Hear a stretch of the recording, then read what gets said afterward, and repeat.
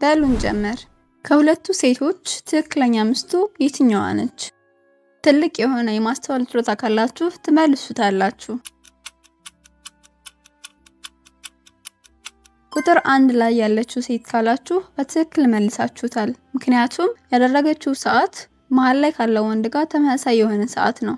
ይህ አንድ ላይ መሆናቸውን ያሳያል። ከአራቱ እስረኞች አዲሱ እስረኛ የትኛው ነው? አስተውላችሁ መልሱ።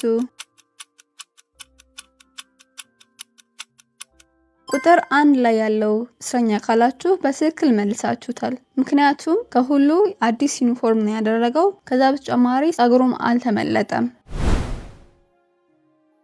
ከሶስቱ ሴቶች ትክክለኛ ነፍሰ ጡር የሆነችው የትኛዋ ነች? በደንብ ቀረብ ብላችሁ ካስተዋላችሁ መልሱን ታገኙታላችሁ።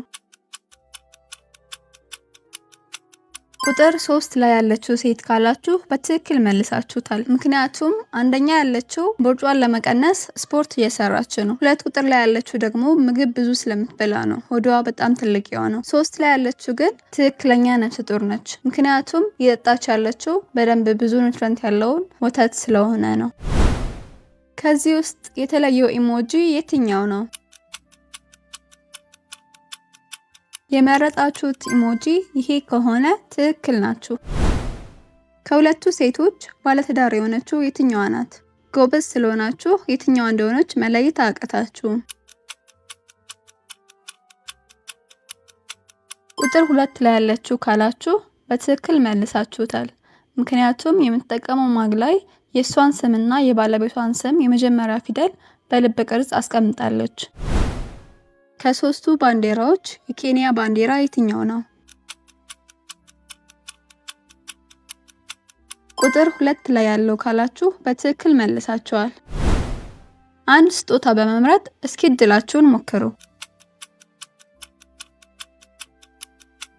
እንኳን ደስ ያላችሁ። ያገኛችሁ ስጦታ አሪፍ ነበረ? አሪፍ ከነበር ቪዲዮውን ላይክ ማድረግ እንዳትረሱ። ፈተናው ተጀምሯል። አስተማሪዋም ቁማ ያየች ነው። ግን አንድ ተማሪ እየኮረጀ ነው። የትኛው እንደሆነ መለየት ትችላላችሁ? ቁጥር 4 ላይ ያለው ልጅ ካላችሁ በትክክል መልሳችኋል። ምክንያቱም ከሌሎች በተለየ ጆሮ ላይ ኤርፎን አድርጎ መልሱን በመስማት እየሰራ ነው ያለው። ከነዚህ ኢሞጂዎች ውስጥ የተለየው የትኛው ነው?